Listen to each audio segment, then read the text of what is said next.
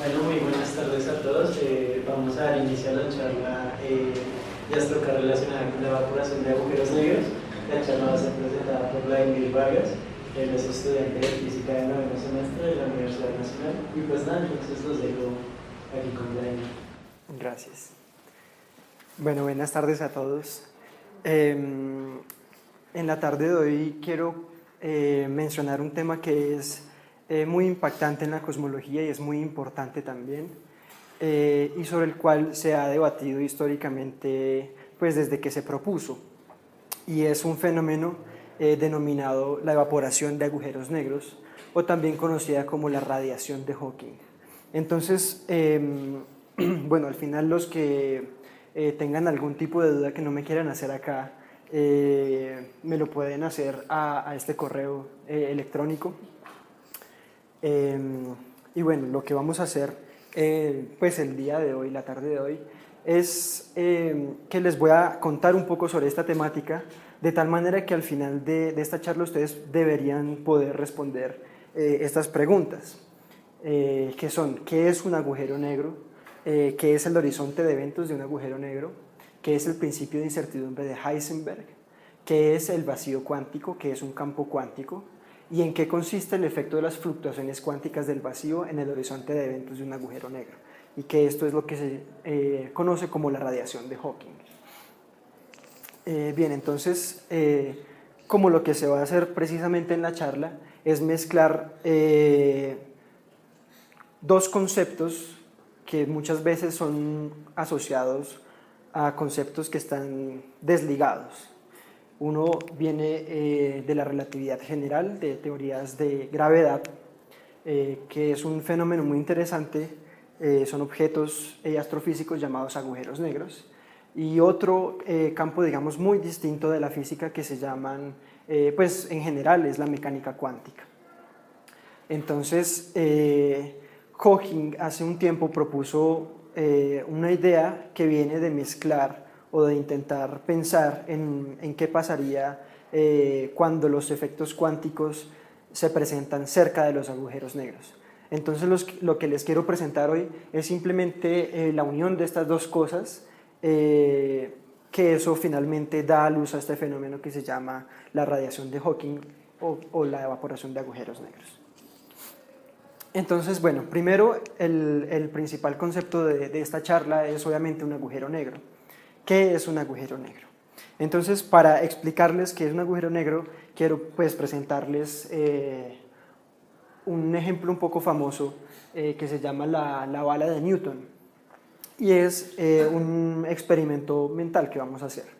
Supongamos que pues estamos en la Tierra, en cualquier parte de la Tierra, y desde una montaña alta decidimos disparar un cañón horizontalmente. Pues lo que nosotros vamos a esperar es que la bala del cañón avance una distancia muy larga y después caiga en la Tierra, pues porque para eso se inventó el cañón, para destruir algún objetivo que se encuentre en la Tierra. Bien, pero entonces nosotros podemos empezar a preguntarnos qué pasaría si empezamos a lanzar la bala del cañón más y más fuerte cada vez. Entonces, por ejemplo, en la primera vez puede que nos caiga en el punto A, ¿sí? Después, si lo lanzamos con mucha más fuerza, nos puede caer en el punto B, quiere decir que nos cae mucho más lejos que el punto A. Pero si lo empezamos a lanzar con más y más fuerza, es posible que la bala le dé una vuelta completa al planeta y nos dé por la espalda. Pero también puede que le demos tan duro, o sea, que la explosión sea tan potente que la bala salga del planeta y nunca más regrese. Cuando esto ocurre, se dice que se ha roto una velocidad que se llama la velocidad de escape. Y la velocidad de escape simplemente dice, o pues se relaciona con el concepto de la velocidad que necesita un cuerpo para escapar la gravedad terrestre, o en general la gravedad de cualquier cuerpo. Por ejemplo, no sé, la Luna es un objeto astrofísico que tiene una gravedad mucho menor a la gravedad de la Tierra. Entonces la velocidad de escape allá es mucho menor. Se necesita menos velocidad, se necesita impactar, como ponerle menos fuerza a un objeto para sacarlo de su campo gravitatorio, por decirlo así. Y esta velocidad pues viene dada por esta ecuación. Obviamente depende de la masa del planeta y también del radio del planeta o del cuerpo en general. Bueno, el caso es que generalizando y un poco como intentando pensar un poco más en qué pasaría si empezamos a lanzar distintos tipos de objetos, ya no balas, sino otro tipo de cosas, pues nace el concepto de agujero negro. Primero una pregunta así. ¿Por qué razón las trayectorias siempre tendrían el mismo fin? O sea, llegarían al mismo punto final. O simplemente es una representación pues, del concepto. Que, si se da cuenta, la expresión, pues, básicamente esa trayectoria pues, yo entendería que depende del radio, de la masa, etc. Y si esos elementos se conservan constantes en cada experimento, lo que varía es la velocidad inicial, digamos, ¿cierto? Entonces, ¿por qué tanto C como D podrían llegar finalmente al mismo punto? ¿Sí? Bueno, inicialmente no sé si llegan al mismo punto, pero si no estoy mal, si uno soluciona el problema de dos cuerpos, uno puede tener dos órbitas que se solapan en un punto, ¿sí? Pero en este caso pues son órbitas elípticas, cada una con un foco distinto, pues. Pues en principio le diría eso. Bueno, pero como les decía, si empezamos a pensar en lanzar otro tipo de objetos al espacio, llegamos al concepto del agujero negro y la cuestión nace de qué pasaría si uno empieza a lanzar luz hacia afuera. Pues si uno pone un reflector, por ejemplo, una gran linterna hacia el cielo por la noche, pues esa luz va a escaparse. Pero la idea es que si el cuerpo en donde se está tiene mucha masa, entonces cada vez es más difícil. Por ejemplo, aquí en este ejemplo se lanza una pelota hacia arriba. Si la masa aumenta en el planeta, entonces la gravedad va a ser mayor y por lo tanto es más difícil hacer que la pelota vaya mucho más alto. Entonces cada vez a medida que aumenta la masa, pues es la altura a la que llega la pelota con la misma fuerza es más y más bajita. Y si uno lanza un rayo de luz con una linterna, va a haber un momento en el que la masa es tan grande que ni siquiera la luz puede salir. La luz viaja a 300.000 kilómetros por segundo, que pues es una velocidad muy grande, la más grande que puede haber. Y eso significaría que la masa de ese objeto tiene que ser muy grande. Y entonces, obviamente, nace o se puede decir una cosa bien impactante, y es que los objetos que más tienen masa en el mundo pues son invisibles, porque de ahí no puede salir la luz, entonces uno no los puede ver. Por eso se llaman agujeros negros. Bien. Un concepto importante relacionado a los agujeros negros es el horizonte de eventos. Entonces, digamos, lo quiero explicar con un ejemplo particular. Digamos, allá en la primera gráfica de arriba hay un punto del cual salen muchas flechitas. Ese punto es un objeto y en el eje horizontal él representa el espacio, es decir, y el eje vertical el tiempo. Entonces eso quiere decir que desde ese punto de donde salen todas las flechitas, ese objeto puede ir, pues obviamente hacia el futuro, pues porque el tiempo avanza en una sola dirección, pero se puede desplazar en todas las direcciones del espacio. Pero a medida que ese objeto se va acercando a un agujero negro, cada vez hay menos posibilidades para ese objeto de moverse en las distintas direcciones del espacio. Va haciéndose como preferible la dirección que va hacia el agujero negro, precisamente porque el agujero negro está atrayendo a ese objeto. Pero hay un punto o un conjunto de puntos en los cuales un objeto ya no puede devolverse hasta donde estaba antes si se dirige hacia el agujero negro. Es decir, que viene el objeto viniendo hacia el agujero negro y cuando cruza un cierto límite llamado el horizonte de eventos, ya no se puede devolver. es decir, ya no puede salir del agujero negro. Y ahí es cuando uno dice que el objeto está dentro del agujero negro, ya no puede escapar de ese agujero negro. Y pues a los puntos que componen el horizonte de eventos, de hecho se les llama puntos de no retorno. Cuando se cruza ese punto ya no se puede devolver. Lo que entra ahí se pierde, digamos, del mundo exterior. Bueno, entonces básicamente en el centro de ese agujero negro hay algo llamado la singularidad, y es un punto, digamos, pongámoslo en el universo, en el cual no se tiene una descripción clara de cómo funcionan las leyes de la física ahí en ese punto. Entonces ahí se tiene una singularidad, algo muy parecido a lo que uno piensa, digamos, en matemáticas, de tener una singularidad, de un punto que es difícil de manejar, que no se sabe muy bien a veces cómo manejar.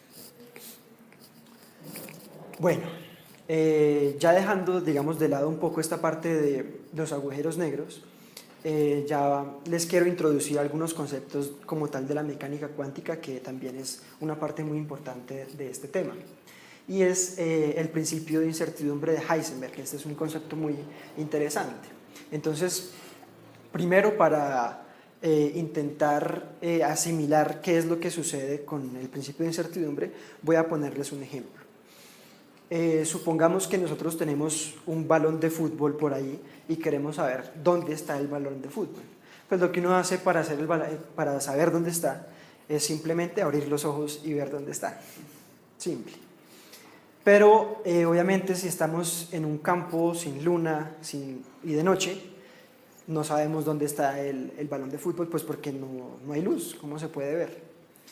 Eso, digamos que normalmente cuando uno quiere medir algo, uno tiene que interactuar con ese algo. Entonces, en este caso, la luz solar es la que impacta el balón, y esos fotones que chocan el balón salen hacia todo lado, y en especial salen unos hacia donde uno está, y por eso es que uno es capaz de ver el balón. Pero pues, digamos, el balón no se ve mayormente afectado por el sol, ¿sí? Eso es una cosa. O sea, el balón, no es que si yo lo alumbra el balón se empieza a mover, el balón sigue ahí. Bueno, ahora hay una cosa muy distinta que pasa en la mecánica cuántica, y es porque la mecánica cuántica intenta describir fenómenos y partículas que ocurren a una escala muy pequeña. Estamos hablando de cosas como electrones, protones, etc. Un montón de partículas, fotones también. Entonces, por ejemplo, supongamos que yo quisiera ver un electrón. ¿Dónde está un electrón? Saber dónde está, ¿sí? Entonces, obviamente lo que yo tengo que hacer es que si no hay luz, pues no lo veo. Entonces tengo que impactarlo con un fotón. O sea, un fotón es una partícula, entre comillas, de luz. Entonces, obviamente cuando yo impacto el electrón con mi fotón, estoy cambiando drásticamente el electrón. O sea, el electrón no es como un balón de fútbol que no se ve afectado, sino porque como es tan pequeño, sí, este sí se va a ver afectado. Entonces, el proceso de medición es un proceso un poco brusco en la mecánica cuántica.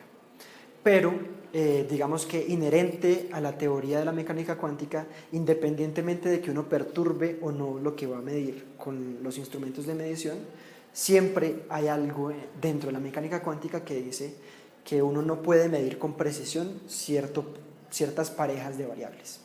Entonces, digamos como que lo más famoso son estas dos de acá, que es la incertidumbre en la posición y la incertidumbre en la velocidad. Muchas veces uno escucha que dice que uno puede medir algo donde está muy precisamente, pero ya no puede medir para nada su velocidad.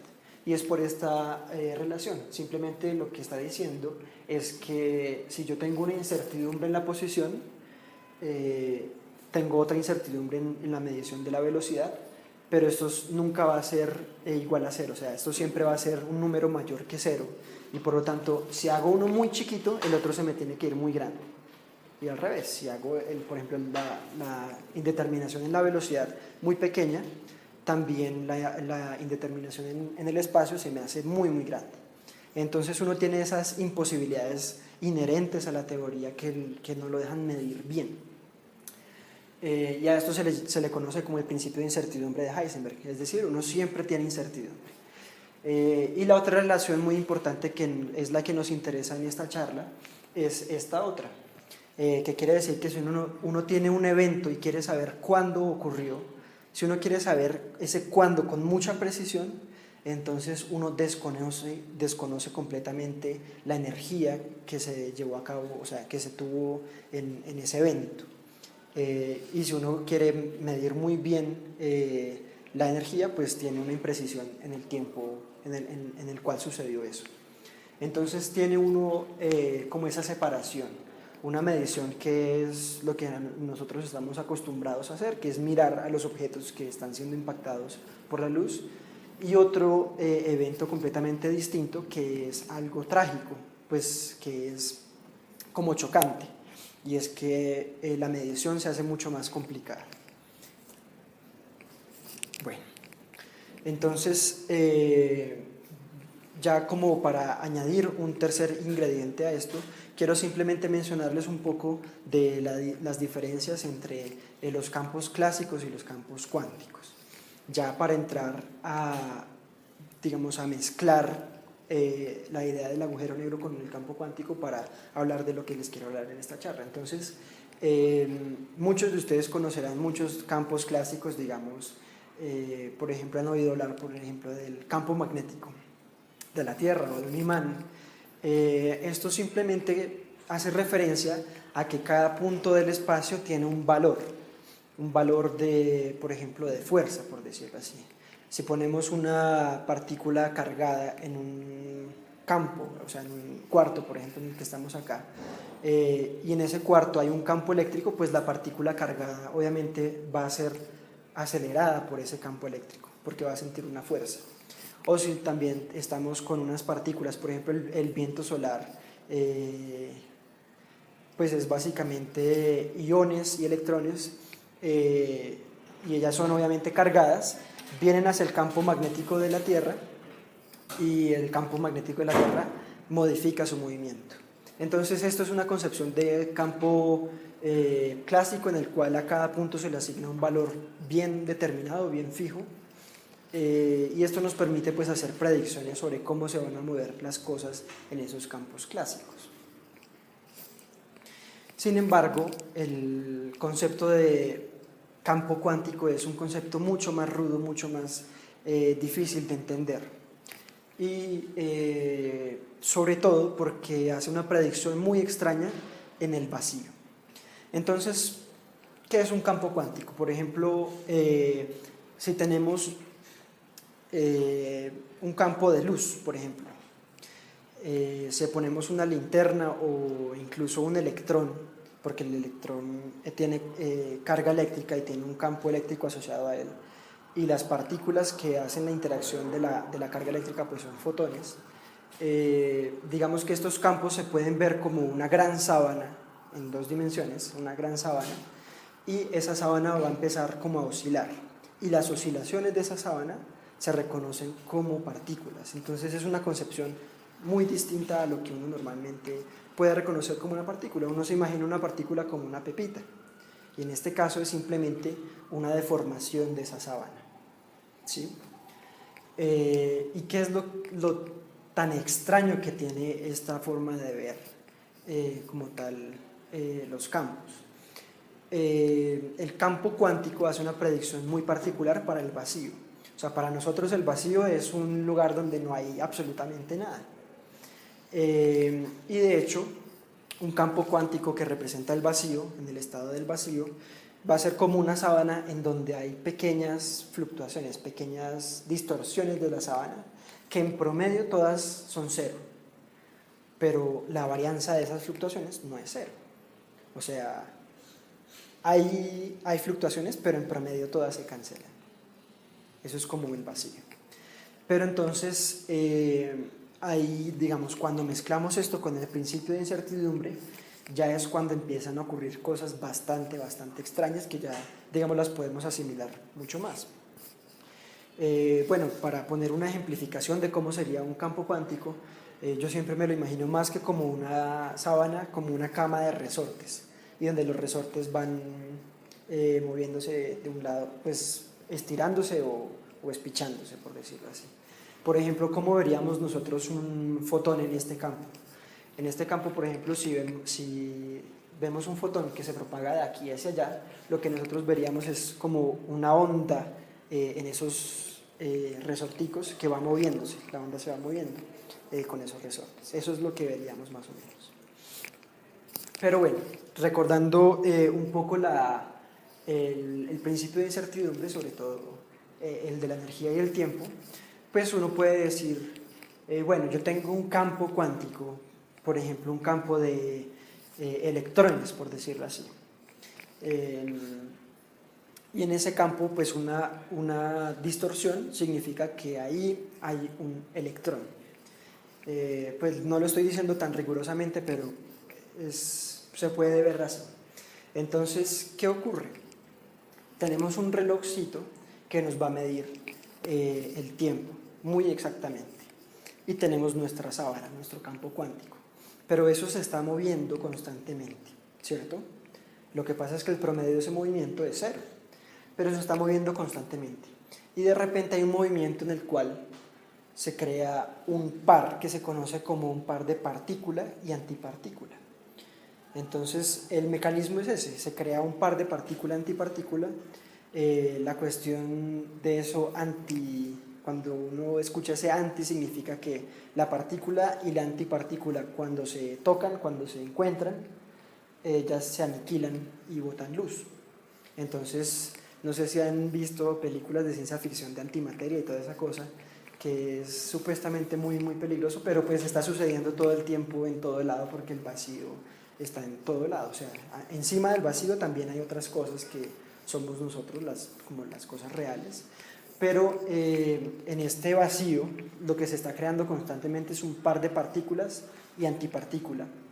Ese par, partícula-antipartícula, que está vivo por muy poquito tiempo.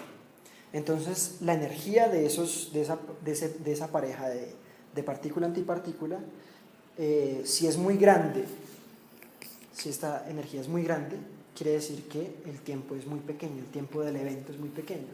Eso quiere decir que las partículas son virtuales en el sentido de que están ahí por un momentico y luego colapsan, o sea, se destruyen inmediatamente. Y entre más energía tengan las partículas, pues más rápido se destruyen. Entre menos energía tengan las partículas, menos lento se destruyen. Pero todas cumplen esa relación, que es el principio de incertidumbre. Entonces vemos allí cómo se crean las partículas virtuales como que están ahí y en un momento hasta pueden ser reales, ya no están como ligadas al campo, entre comillas, así como de una manera muy pictórica. Pero después de un cierto tiempo, ellas vuelven a unirse y a destruirse, y el campo queda igual. O sea, el universo común que no se enteró que hubo un par virtual de partículas que se crearon y se destruyeron. Pero entonces, bueno, Hawking hace un tiempo pensó en qué pasaría si ese fenómeno ocurriera justo en el horizonte de eventos de un agujero negro. O sea, si hay una creación de partícula-antipartícula, por ejemplo, allá en esta esquina de allá, se crea un par virtual, se crea y se destruye. Pero a medida que uno como que se va acercando un poco al horizonte de eventos del agujero negro, pues es posible que de pronto, de casualidad, una de las partículas virtuales se caiga dentro del agujero negro y la otra no, la otra quede por fuera. Entonces, esa idea como que fue muy revolucionaria. ¿Por qué es muy revolucionaria? Pues porque obviamente en el universo pues la energía no se puede destruir ni se puede crear, ¿cierto? Entonces esto significaría que la partícula que sale tiene una energía, ¿cierto? Pero entonces eso quiere decir que el agujero negro tuvo que ceder esa energía, ¿sí? Como si la partícula que entrara destruyera algo adentro y la partícula que saliera pues simplemente es energía que está radiando el agujero negro, como si el agujero negro se estuviera evaporando. Y entonces, si esto sucede en periodos de tiempo muy largos, eventualmente el agujero negro se va a ir haciendo más y más pequeño hasta que se desaparece. Entonces, a este fenómeno es al que se le conoce como la radiación de Hawking, y que da, digamos, da luz a este concepto de la evaporación de un agujero negro. Entonces, también quiero comentarles una paradoja que surge con este fenómeno, y es la paradoja de la información. Supongamos que tenemos la Mona Lisa, veanla, ahí está. Entonces, por vándalos decidimos quemar la Mona Lisa. Y entonces, ya después de quemada, ya eso no sirve para nada. Pero, digamos que uno podría encerrar ese lugar en donde uno quemó la Mona Lisa, y conociendo pues toda la información de absolutamente todo el sistema físico, uno puede, con las cenizas de eso que estuvo quemado, poder volver a recrear la Mona Lisa. Pues porque la información no se puede destruir, la información siempre está ahí. Entonces podemos hacer eso, ¿cierto? Pero entonces, ¿qué ocurre en este proceso de la evaporación del agujero negro? Fíjense bien que fue afuera que se creó un par partícula-antipartícula, ¿cierto? Afuera del agujero negro. O sea, la información de ese par nació afuera del agujero negro. Pero cuando se empieza a evaporar el agujero negro, pues empiezan a haber obviamente más partículas afuera y el agujero negro cada vez más pequeño, hasta que se desvanece completamente el agujero negro. Entonces, ¿qué ocurrió? Que el agujero negro, ¿cómo se formó? Se formó pues porque yo le metí mucha materia ahí adentro, ¿cierto? Pero inicialmente yo sabía la información de toda esa materia. Ahora, ¿se acuerdan cuando yo les dije que si yo meto algo en el agujero negro, eso no sale de ahí nunca más? Pues a eso se le conoce como el teorema de no pelo, es decir, que uno básicamente caracteriza un agujero por 3 propiedades, y ya, o sea, todo lo que uno le mete ahí, la mayor cantidad de información se pierde. Lo único que se conserva como tal, la única información que se conserva es la masa del agujero negro, la carga del agujero negro y el momento angular del agujero negro. Nada más, no se sabe nada más. De todo lo que le entra, toda esa información queda allí encerrada y no es más, nunca más es conocible para nosotros. Pero entonces, si toda esa información se quedó ahí encerrada y el agujero negro se evaporó, ¿qué se hizo esa información? Porque la información no vino de afuera, o sea, la información no vino de las partículas que se crearon afuera, pues porque precisamente están afuera, nunca nada salió del agujero negro realmente. Entonces, bueno, a esto se le llama la paradoja de la información, y pues de hecho yo no conozco muy bien el tema, pero a mí me pareció algo un poco rebuscado lo que hizo Hawking para defender la radiación de Hawking, y es que él dijo, no, es que cuando las partículas se crean, el par de partículas se crean, y una de ellas entra, en realidad lo que pasa es que se forma como un holograma y la información se queda como en el borde del agujero negro, pero después, no sé, a mí me parece, pues no lo entiendo, entonces pues no voy a hacer comentarios fuertes con respecto al tema, pero sin embargo es un fenómeno muy interesante. Hawking de hecho lleva mucho tiempo como haciendo propuestas experimentales para medir esta radiación, pues porque Hawking no tiene un Nobel y él quisiera morirse por lo menos con un Nobel. Entonces pues este es uno de los fenómenos realmente más impactantes que se podrían ver a nivel macroscópico de la mecánica cuántica. La mecánica cuántica siempre se observa en pues, sistemas muy pequeños, pero pues este sería un evento que de observarse sería obviamente muy revolucionario, porque ya nada más la idea de que un agujero negro se pueda evaporar ya en sí es muy revolucionario. Entonces de esto básicamente les quería hablar el día de hoy.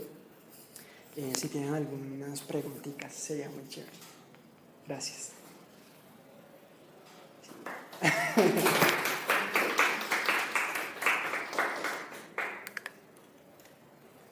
¿No?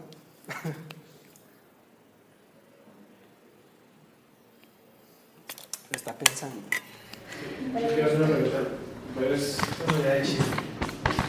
Si el agujero negro no se puede ver, puesto que absorbe incluso la luz, y como lo que nosotros vemos es la luz reflejada pues, por los diferentes cuerpos. Entonces, ¿por qué la existencia de los agujeros negros? ¿Por qué se puede, o que verdad que existen los agujeros negros? Ya. Yo no estoy muy enterado de lo que ha pasado en los últimos, yo diría 5 años, pero hasta hace 5 años, por poner o sea, muy recientemente, hasta hace muy recientemente, no se sabía que los agujeros negros existían. O sea, no hay evidencia de que existen, o no había evidencia.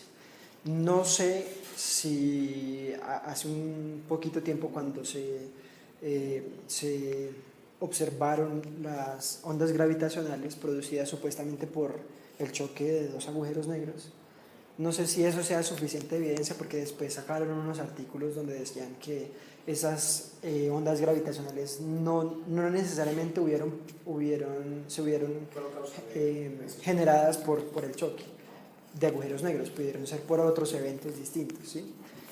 Yo realmente no sé hasta este momento si ya es una evidencia que los agujeros negros existen, pero lo que sí es verdad es que hay varios objetos en el universo que tienen pinta de ser agujeros negros, o sea, de lugares en el espacio en donde hay un montón de materia orbitando ese espacio, pero en la mitad de ese espacio no hay nada, o sea, no se ve nada. Entonces lo más probable es que ahí haya un agujero negro. Creo que se llama Sagitario A asterisco, algo así, el centro de esta galaxia, que es un agujero negro supuestamente. Digamos que hay un montón de información, no sé por qué no concluyen que eso es un agujero negro, pero va por ese camino. Sí. ¿No? ¿Listos? Listo. Bueno, muchas gracias.